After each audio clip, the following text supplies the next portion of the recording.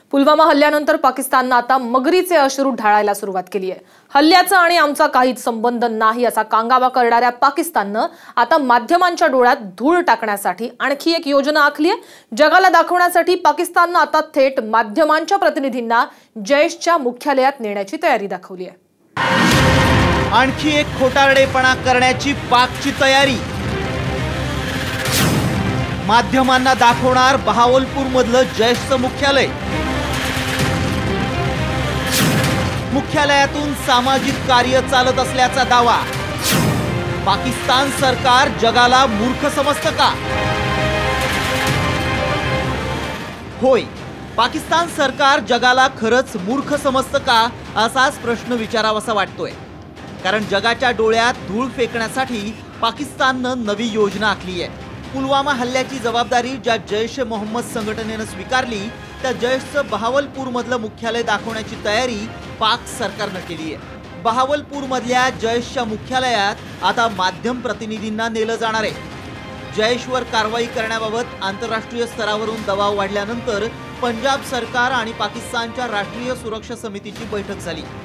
त्यात बहावलपूर मधलं मुख्यालय जगासमोर आणण्याचा निर्णय झालाय।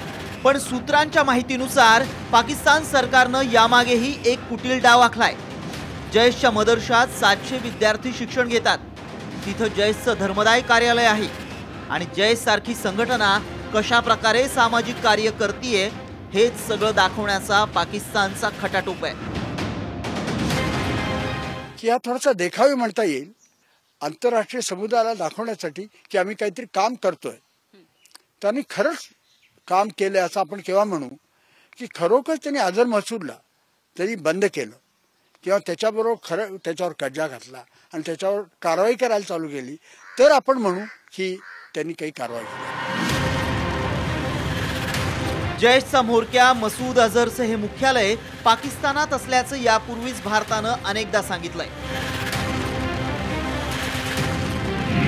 पाकिस्तानातल्या बहावलपूरमध्ये मसूदचं वास्तव्य आहे।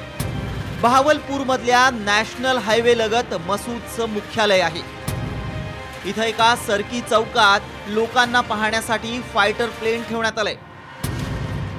तिथूनच 10 मिनिटांच्या अंतरावर जामिया सुभानअल्लाह मशीद आहे आणि ही मशीदच मसूदचं मुख्यालय असल्याचं सांगण्यात येतंय। पाकिस्तानची आर्मी आणि ही मशीद यातलं अंतर केवळ 8 किलोमीटर इतकं आहे।